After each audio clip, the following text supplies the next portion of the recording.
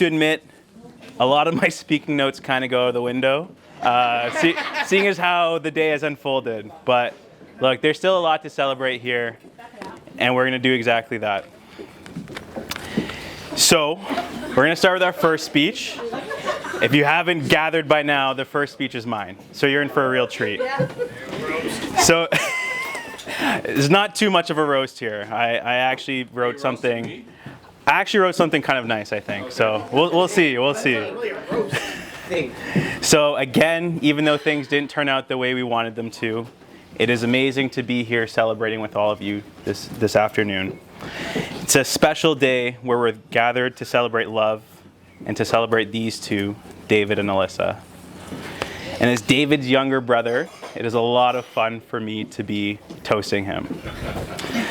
And before I toast the happy couple, I'd also like to say a toast to those who can't be here with us. Namely our mother, Eleanor Elliott, and our grandfather, Barry Lovett. Amen. They're both special people in our lives. Grandpa was a kind man, and one who embodied so many of the characteristics that we think of when we picture a good husband, a good father, and a good grandfather. I mean, what can I say about our mother? Her memory guides us in so many ways. And truthfully, it's difficult to find the words to properly express what she means. How do you capture how you feel about someone who's been there for you every step of the way? But for now, I'll just say that I know that they are with us today. I know they are watching. I know they are smiling and wishing you two all the best. So cheers to them. Cheers. Cheers. But as I was saying, as David's younger brother, this is actually going to be kind of fun for me. I knew it was going to bite me in the ass one day. It's not going to be as bad as you think. So as you can imagine, Dave and I have been through a lot together. We're 3 years apart, and that's an interesting age gap because you'd think we're close enough that you don't have those sibling rivalries, but we definitely weren't close enough to always be friends. So when David was in grade 9, I was in grade 6. When he was in grade 12, I was in grade 9. So of course, there were those fun occasions where I got to listen to David's phone calls with his friends, maybe with some girls he was interested in. There were notes well before. We're talking high school. Yeah. He didn't know what he was doing. He was young and dumb.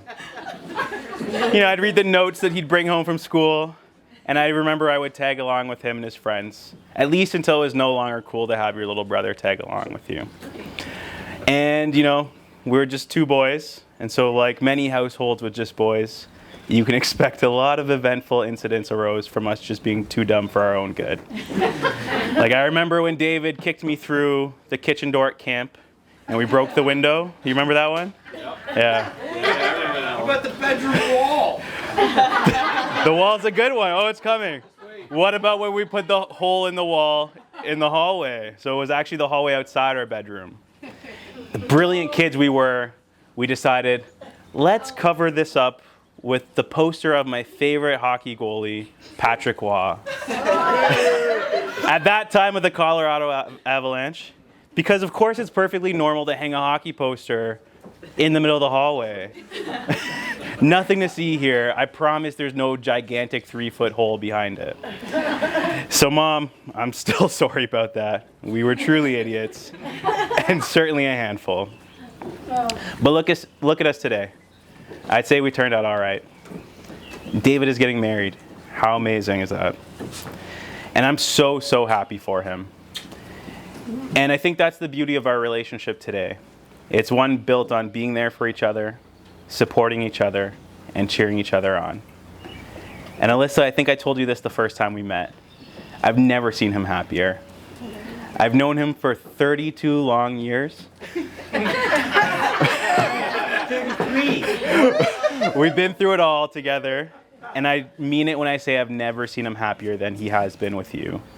And it was obvious from the first time I learned you two were dating. And as he was sharing the news, he was smiling ear to ear. You know that big dumb grin he makes. There it is. Just tone it down a bit, okay? Just tone it down a bit. And so it's with open arms, Alyssa, that we officially welcome you to the family, though you've already been part of the family for a while now. I'm excited to be able to call you my sister-in-law. I'm excited to have a new sibling and someone I can team up against Dave with. And I'm really excited. I'm really excited for the life you two are building together. You two have done a fantastic job already to establish yourselves. And you know, today is a great example of it. Life isn't easy, and so love isn't always easy. So we, maybe shouldn't always expect it to be, but Understatement of the year. as difficult as today has been, as difficult as the last couple of years have been. I was going to say something about how many times this wedding was rescheduled, but I'll skip over that part. 5 or 6? Now 7? Yeah, 7. Over it. This is it. And I'm married. This is it. in the end, what matters is that we embrace love and the journey it leads us on. And when we share it with that special person, and you're able to build something really special together. I think that's what it's all about. And now you're able to build this home together. And you've been doing that for a while. And when I say that, I don't mean the home you live in, though that's very nice, and I always appreciate when you let me stay there when I'm in town. But I think building a home is about that space between you two that you build together. And so it's not just a place, it's a feeling. And home is the feeling of knowing that you're wanted. It's a feeling of knowing where you belong. It lets you know you are loved, even when you don't feel so lovable. Home is 2 arms wrapped around you when you're at your worst.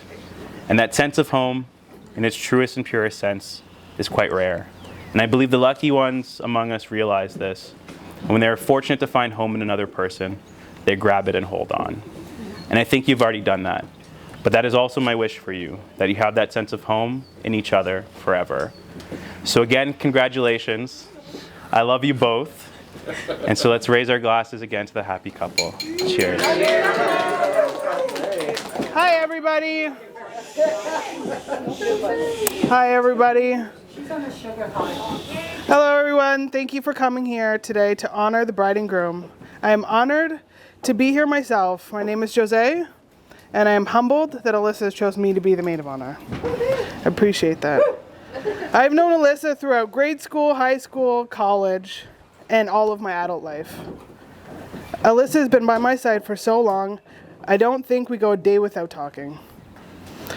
And as long as I've known her, she's always talked about not wanting to get married. All the time. I remember so many conversations.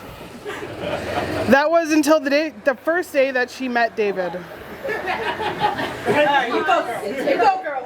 That was until the first day she met David. That day had changed everything. I just remember Alyssa calling me after and telling me about their first date. Telling me that she met the man of her dreams. She was going to marry him. It was love at first sight. How amazing is that?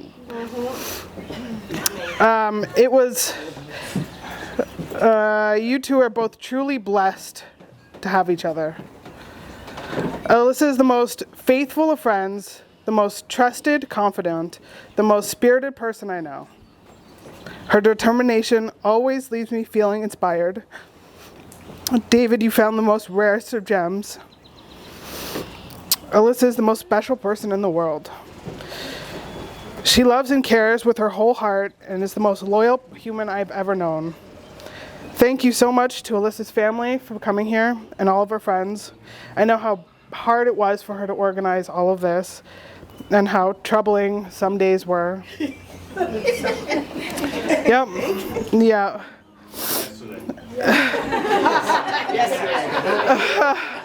And then quickly overshadowed by 4:35 this afternoon. I know Alyssa and David put a ton of work into this wedding, and it's been really tough and a wild ride, organizing the wedding, and they handled it with so much patience and so much grace. I'd like to raise a glass to honor my best friend and her brand new husband, Mr. and Mrs. Elliott. Okay, I'm not really sure how I'm going to follow up with Kyle's, to be honest. I'm Steve. I'm Dave's best man. Let's see how this goes. Chopping up the whiskey. I didn't. Sorry, you're talking. All right. Two decades, 2 years, 8 months, and 18 days, or 8,292 days total. This is how long Dave and I have been friends, assuming we hit it off the first day of grade 7, which of course we did. September 7th, 1999, D. Roy Kennedy Middle School, with our Echo jeans and Ninja Flame t-shirts. 11 and 12 years old, picture that. I actually pulled out the yearbook to picture that. Go Bulldogs. Cell phones weren't a thing, but later became a critical part of Dave's pickup game. Ladies, have you ever seen the red, blue, and green screen change colors? This was pre-Y2K, pre-9/11. Dial-up internet using Alta Vista to search. Yeah, we're old. When I sat down to write this speech, I initially thought it would be easy, a never-ending amount of content to refer to. How hard could that be? Well, that was exactly the problem. The content was never ending. There are very few people in your life who you can actually say that you've been through everything with, but Dave is that for me. If you think about it, I met him when I was 11. I can't say too much important stuff happened to me prior to that age, so literally every important event, be it happy or sad, we have been around for each other. Awkward school dances, watching Ryan embarrass himself with Miriam in grade 7, expanding the crew into high school, meeting Adrian, Greek, Rob, etc., getting our driver's licenses with my rusty 93 Civic and your 98 Escort, the car, not the night worker. Cottage trips to Lawless Lake, prom, getting into further education or the working world, moving out, and drinking until we can no longer stand. Save a horse, ride a cowboy, eh, Dave? I remember that night. We definitely have had a few less intelligent moments. Whether it was you trying to kill us both in your MS-6 bombing down the parkway at 2 a.m., me trying to freeze our group to death while we sleep in the outdoor Ed Quincy build. They were air holes, Ryan, air holes. Or convincing you it was a great time to drive to Toronto to buy a coffee table during the worst blizzard in 10 years. That was last year. That was last year? Yeah, okay. But we have grown up. We have matured. Buying houses and now meeting the one, marrying the love of your life. I figure since we got our driver's licenses, we've done a cruise at least every 2 weeks, so that's about 592 cruises, talking about God knows what. I remember going for a cruise after Dave's first date with Alyssa. He was genuinely terrified. I mean, excited, happy, eccentric, of course. From what he told me, it was immediate fireworks, and not long after that, you two were moving in together, and we were planning for this day. Not everyone needs a solid 12 years, Ryan, to pull the trigger on a Ryan wedding. COVID threw a loop into the actual day. So did a broken fibia, a tornado, shingles. But we're here, and that's all that matters. Alyssa, my point to all this is that Dave and I know each other better than we know ourselves, and I know that you're the one for him. Dave is the most caring, selfless gentleman I've ever met. He cares the world for you and sees that the same in return. I'm proud to call him my friend, even though he's more like a brother. I'm thrilled to know you will both be enjoying the rest of your lives together. I know Dave's mom felt the same way and is looking down at you both smiling. Everybody raise a glass to this new married couple, to Dave, to the next 8,292 days, to health and happiness.